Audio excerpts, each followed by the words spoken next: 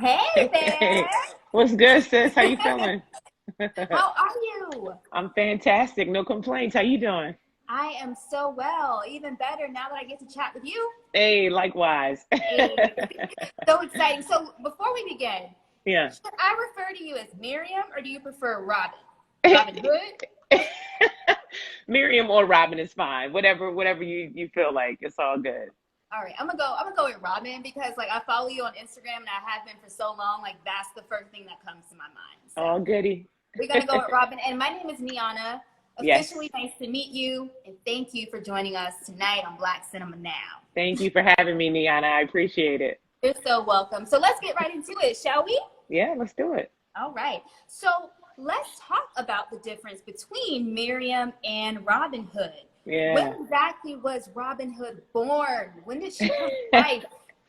Robin was born, I'd say like about 2013. Once I came out of graduate school, I was going to Yale to get my master's in acting. And when I came out of school, I had a lot of free time on my hands, and I was working on a Shakespeare play at the time at the Public. And, Shakespeare's prose and verse, and so and a lot of rhyming couplets. And I Yeah. was just feeling hella inspired. I started buying like instrumentals, really dope like hip hop beats. And then I just started writing over them.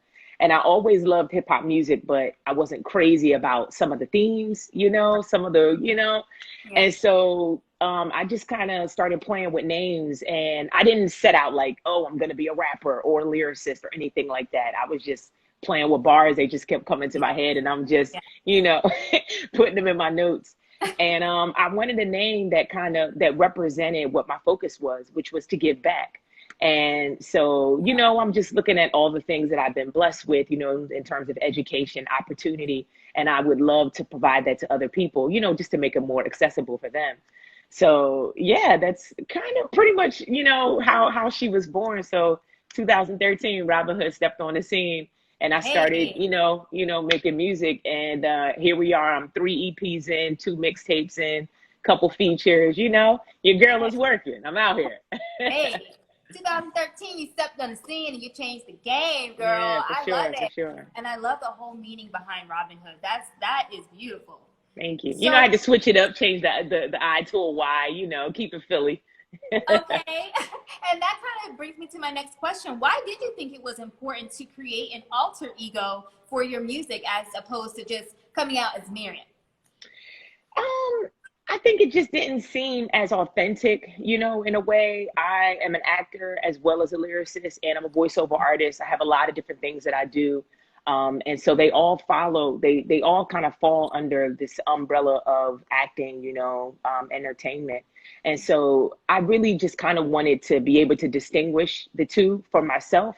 And then they work in tandem, they definitely support one another. And so if I'm working on, music, I'm able to, bring the theatrics to my bars. And then if I'm working on something that's, purely theatrical, there's rhythm and text, and so the music helps me in that aspect. So, I just wanted to have a little bit of separation. Look, I'm a Libra, I'm Yeah, always indecisive. So this way I don't have to choose. It's just like, take your pick, Robyn, Miriam.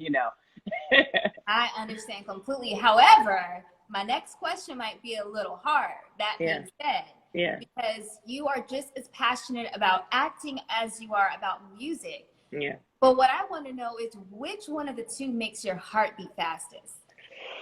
It's so hard to say because they both make me flutter, Yeah. I don't know. I feel like in terms of music, I can probably do that for a certain amount of time, and then I might just kind of get bored with it. I Hmm. don't know. With Hmm. acting, I feel like it's something I could probably do for the rest of my life, or as long as I like truly, really want to.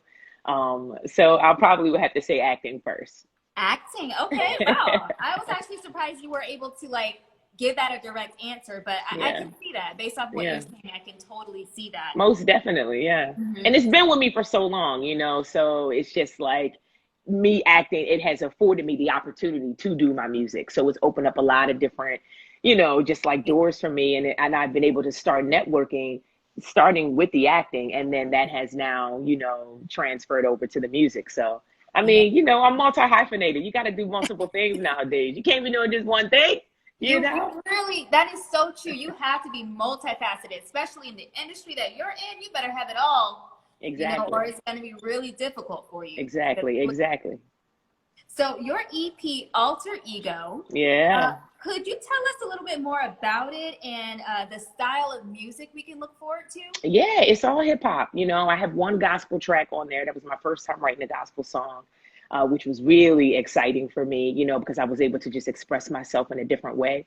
But Alter Ego, basically, I decided to do this EP because I wanted to demonstrate for artists that you are in control. At the end of the day, we have more power than I think we really realize, as artists, as athletes, as Black folk, Yeah. and we give over our power a lot, and like this industry, it can't rotate without us. We have to be present. We make it go.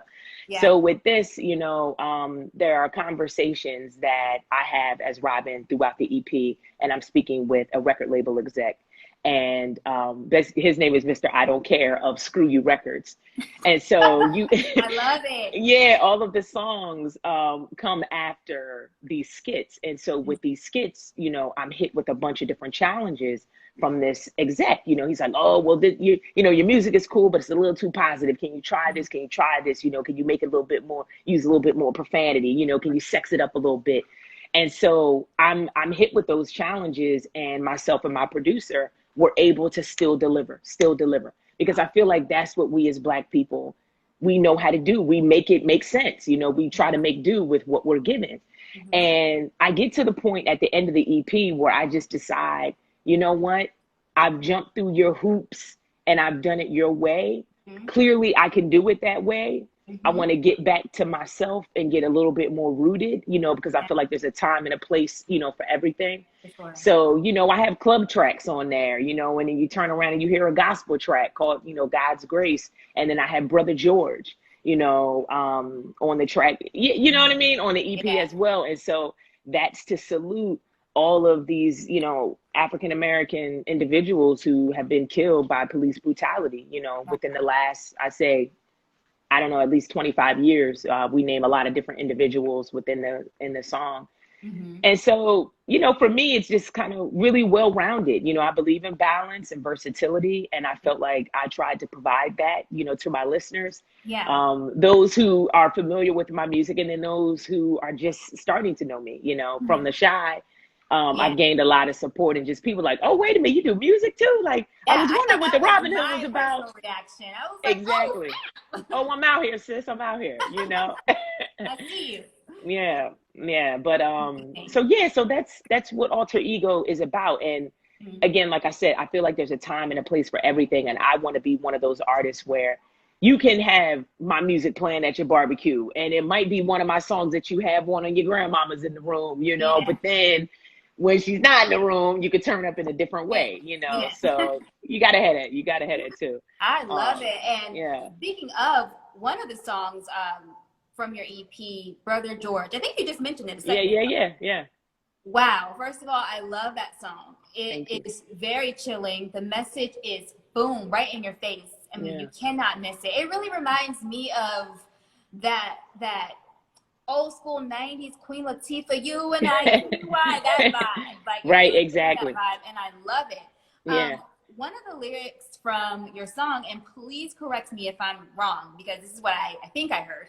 Right, for sure. And it's repeated throughout, and it's my innocence and Brother George to thrive. You got this, sis. Thank you. I wanted to know if you could break that down for us and explain exactly what that means. So, it's so interesting going back to how the acting and the music work in tandem. So a couple of months ago, I was working on a Shakespeare play, Richard II, excuse me. And so I have this line, as my character, where I say, mine innocence and St. George to thrive. And basically, I'm in a process where I'm about to have a brawl. I'm about to fight this individual because I'm trying to state that I'm innocent, and that what I'm speaking is truth. So I just found that so crazy, because I started working on that play a couple of days after the murder of George Floyd. And I said, this is so bizarre that within this text, I have this line, Right before I'm about to fight, I say, mine innocence and St. George to thrive. So it immediately, it clicked for me. I was just like, wow. I just kept hearing that like looped in my brain, mine innocence. And I changed the saint to brother because obviously it's more relatable, you know? And so I started to think who, you know, who else would be involved in that particular lyric? Brianna, Ahmad, we gonna keep y'all alive. And here we are, we're fighting for Breonna Taylor still. You know, Ahmaud Arbery had also just been murdered. His life had just been taken, you know, so young, all of these individuals. And so I just, in that moment, I was just immediately inspired. You know, I went to my Rolodex of beats, you know, and I heard that track, and my homeboy Easto, who produced my entire EP, he's, you know, from Oakland. So it was just the way that the beat was just like, the way the beat dropped. Yeah, right. Right. So, you know, that's how we blend the old school with the new, you know, because that's very contemporary. That's us right now. You know what I mean? But the message, this is some old shit. Like, we've been saying this. This is, you know, my parents, your parents have been fighting for this. And like the mere fact that we are still, you know, pushing for these same sort of issues and concerns it's really bizarre. But that was my contribution. And that's just one of the songs that I have done that have been about like uplifting our community. You know, but yeah, it immediately came from me working on that show. So there we got Brother George. And the video just dropped, you know, it's on YouTube. So definitely go peep the visuals. The link is in my bio. Absolutely, we will. That's beautiful. And I had goosebumps the whole time you were talking about that, because now understanding where the lyric came from, what it means, and exactly into the song, it's even more powerful. Yeah. So I can't wait till this interview is over. I'm gonna be glad my innocent brother and Brother George to thrive. Yeah, let's go. That's love. So let's talk a little bit about the Shy. Yes, let's get into it. Let's get into it. How did the opportunity for the Shy actually come about? Basically, like a lot of my opportunities, you know, my team reached out to me. I had agents and managers, and at that time, this was almost a year ago, you know, they came to me with a couple of different scripts, and The Shy was one that really popped out to me. And just the character alone, like I was familiar with The Shy, but, you know, I wasn't necessarily like an avid watcher, you know, so much. It's like, listen, I'm out here trying to get on shows, you know what I mean? I ain't got time to be watching. That's how I'm watching. But anyway, yeah, so when I came across that script, I just said, wow, you know, where they were going with the story, because I know they had some changes, you know, from season 2 to season 3. I was just really intrigued by who she was, you know, as a character. I was like, wow, you know, I think about the roles that I play, and am I seeing anybody like this, you know, on television now? You know?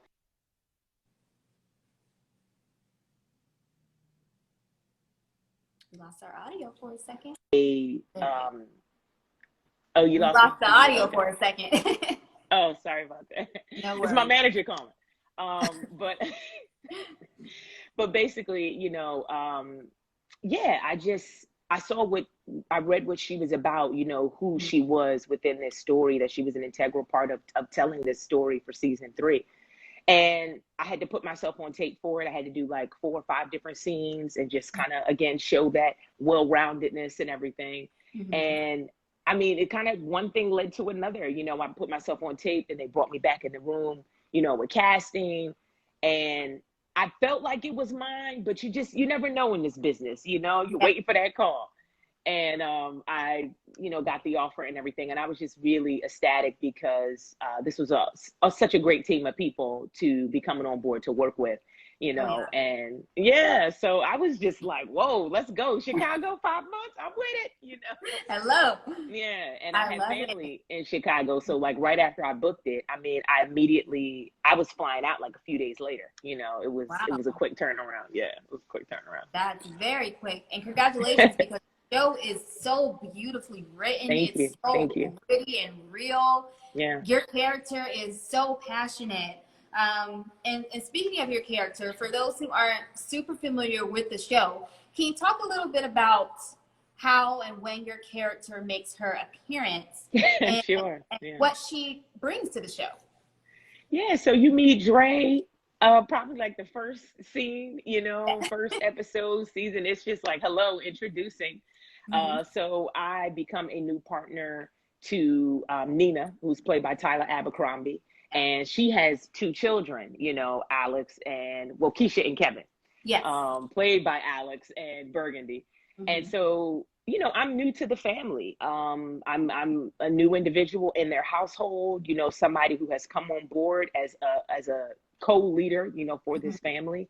And I really love the kids. I really love their mom. And so, you know, we introduced this same-sex couple, two women, two Black women, you know, with these two kids. And so that's just not something that you see on television. So again, I was just like, oh, this is, you know, this is pretty cool. You know, I was like, I don't know if I look like I got teenagers, but you know, I'm rolling with it.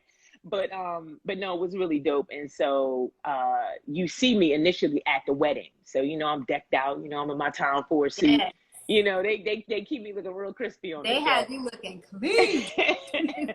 Yes, indeed. So that's when you first meet my character. And so I say my vows, and the children are a part of that. You know, it's not merely to Nina, you know, it's to the kids to say, hey, listen, I chose your mom, and I chose you when I chose your mom, because that didn't have to be my focus, but it is, and I'm here, you know. So it's just crazy because, you know, throughout the season, you know, I know a lot of people were questioning Dre. They weren't really sure what she was bringing to the table. And I mean, I feel like she was extremely consistent, very, you know, lovable, but also just trying to figure out how to make you go from living a bachelorette lifestyle in South Side of Chicago. You out here, you know, with your gold and doing you. And now you know, you're giving people a curfew, you know, and giving lunch money and stuff, you know, you're giving out allowances. Lunch so money. Yes. Right, you know, so it's a huge shift. It's a huge shift for Dre, but I applaud them writing this particular character because she stands up in it in a way where a lot of times, you know, you don't even see parents standing up for their own children or being present for their own children, you know. And so I just think it's necessary, of course, to show strong men, you know, like within our communities, but it's also, you know, necessary, I think, to show strong Black women, because we are extremely, you know, vulnerable, you know, as well. And so that we balance that out, which makes us very powerful, you know. So it's a joy to play her. I cannot wait for season 4. You know, it's a lot of really, really great stuff coming. So y'all get ready. That is exciting. And I am a hardcore fan. So like, that's what's up. That excites me. And speaking of portraying a strong, beautiful same-sex couple on The Chi, how important was it for you to portray a queer character on television? How important was that for you personally?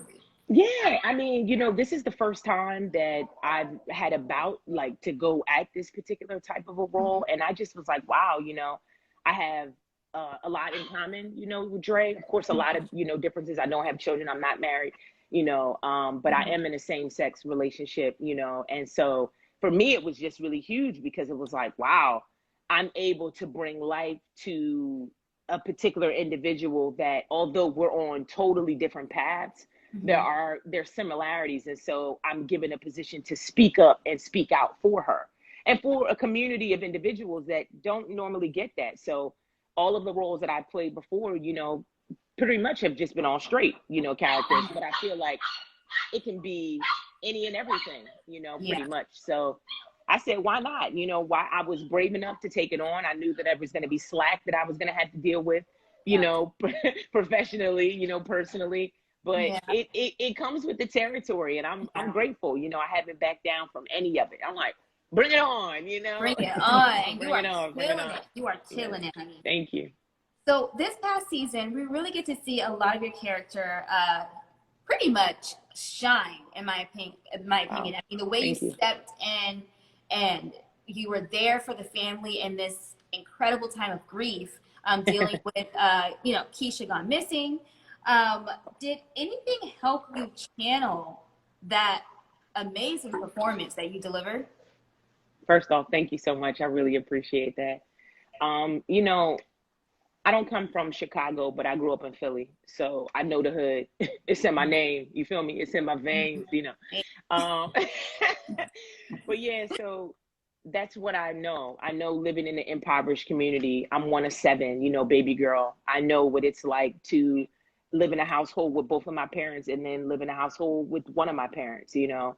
I know hard times. And so I was able to bring my truth, my reality to this work and say, okay, you know what? Although, again, character totally different from who I am as a person. Right. Probably we wouldn't do the same things or go about things the same way. You know, Dre was in the tent city, you know, on a Wednesday night looking for Keisha with some mates. I don't know if Miriam would have did that, you know, and I know Robyn damn sure wouldn't have been out there. Oh. So, you know, but she's a boss in that way. You know, she stands up in that way. And so, again, I don't really feel like that's something, you know, that we see. And so it just, I felt like, wow, you know, this is an opportunity. So let me just take this on, you know, full throttle. Yeah. Wow. I know I keep saying this, but you're really killing it. I have to say, you know, I really fell in love with your character just this past season because, like I said, you really proved yourself. And I would get so upset with Tyla's character. What's her name in the show? Neonna. I would get so upset, like, get off of her back. She's clearly trying to help. Right. I know that your daughter's missing, but God, like, I felt like she was always taking her frustration out on you, but you just, you took it all and like, you just handled it. Your character, you know what I mean? And I think, you know, again, I've never been married. I don't know what that is, you know?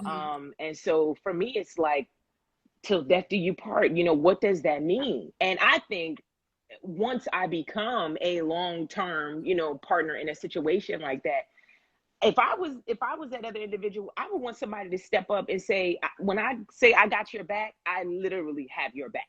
Like, you're good, you know? And so I just feel like, again, to just have that type of unity in the household, that support system, even if you don't know you need it, even if you don't know how to deal with it. Dre didn't know how to deal with a lot of these situations. Yes. You know, there's the one episode where, and I got a lot of heat for this, like I didn't write it, but there was the one episode where basically I'm asking, you know, Nina's character, do you want to start to like pack up her things? And I know a lot of people were like, what? You know, it's only been 2 months. Are you kidding me? And I'm like, look, I come from the hood. If you don't see somebody in 2 weeks, chances are, it's a hard reality. And I think sometimes people don't want to deal with that, but the shy is very real. It's very honest. And so it's like, listen, that's what we're dealing with out here, which is why it was so necessary to speak about this within this particular season, you know, because there are a lot of our girls who have just gone missing. And quite frankly, either nobody's looking for them or, you know, it's just not the same because of this, you know what I mean? Yeah. And so we have to say, well, you know what? The cops stopped looking for Keisha very early on, but Dre was consistent. You know, I'm throwing guys on top of car hoods. My word. You know, find this baby. Right, with Ronnie, you know, it's like, I don't really rock with Ronnie like that, but we have a common goal here, and that's to find Keisha. So you have to put all of that, you know, any other grievances, all that stuff to the side and say, look, you know, this is the goal. We got to find baby girl. Absolutely. You know, so I can't wait for this next season. Speaking of, are you able to give us any hints as to when we can expect the next season? Maybe? Well, it definitely won't be coming in 2020. That's for sure. Okay. All right. You know, so it's definitely, it's definitely looking like next year. But that's just because, you know, Corona has, I mean, it has affected so many of us, you know, and in terms of just the industry, a lot has changed and a lot has to shift. You know, so we get up and close and personal, you know, in this industry. We have intimate scenes. So I think they're trying to figure out, like, how do we move forward, you know, with all of that. And then we, you know, a lot of us are traveling out of town to shoot. So I live in Los Angeles, but we're shooting in Chicago. So I was going back and forth, which wasn't an issue. But I think with Corona now, it's a little bit more like, all right, we kind of need you to stay planted. Cautious. Yeah, exactly. Right. No more flying to LA, you know, on those late night flights to a little party, you know. It's like, nah. No. Yeah. I hope you're not out there doing that. I mean, you really can't be. There's just nothing, you know, going on. I recently had, you know, a birthday and some other things that I was celebrating. So I've been able to just kind of be with like very close friends and family and, you know, you gotta have a mask on. Keep your mask on. You gotta Okay. have the mask on, you know, but my father passed away recently, so I had to go, you know, and deal Sorry. with that. So I had to get on a plane, you Yeah, know. of course. But yeah, God is good. I'm not, you know, I'm not tripping. We're here. And Mhm. so yeah, 2021, get ready. Get ready. Well, happy belated birthday. We missed Thank you. it. Thank you. And obviously, our deepest condolences to you and your father. Thank you. May he rest well. Thank But you. I do believe this next year for you is going to be so golden. I mean, it's only up from here. You're doing so well, sweetie. You're doing well. Thank you. Thank you, darling. No, but I really appreciate that. It has been a hustle and a grind, but like I said, you know, just a lot of really wonderful things are brewing in the mix. You know, Mhm. I got to make some calls when I jump off of here with you. You know, so good stuff is definitely in the mix. I'm ecstatic for what's to come. Booked and busy. That's how we like it. Exactly. So, giving each other our flowers is something that I've been seeing kind of going around the gram, right? Yeah, Everyone's yeah. like, make sure you give such and such their flowers, or, you know, just as a way of saying, like, you deserve to know that you're special. You deserve to Yeah, know that we love you, you know, yeah. right now while you're still here. So, my next question for you, and my last question is, if you could give any one person their flowers, whether they're famous or not, who would that person be for you? Oh man. You know, right now I would say probably my big sister, Jamila.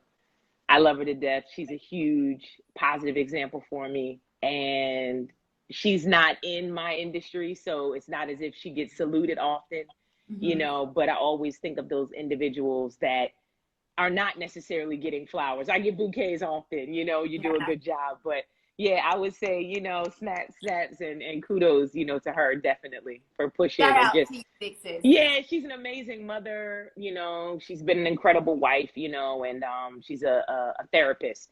So she does a lot to help a lot of individuals, you know. And so yeah, my hat goes off to her. Aw, well, shout out to you, big sis. That is beautiful. Thank you. Miriam, aka Robyn Hood, you have Hey, been such a joy. Thank you so much for joining us. thank But you. before you go, I want you to tell us one more time where we can pick up, purchase, stream your new EP, Alter Ego. Definitely. So Alter Ego, like all of my music is available, excuse me, available on all platforms. So whether you listen to Tidal, Spotify, you know, iTunes, Apple Music, it is there for you. So check me out. It's Robyn with a Y, Robyn Hood, and Alter Ego. It's out. Go get it. And It the is link so for the video Brother George is in my bio. So you can go and hit that too. perfect. And where can we follow you on social media? Yeah, so on Instagram, I'm at Robyn Hood Music, RobynHood Music.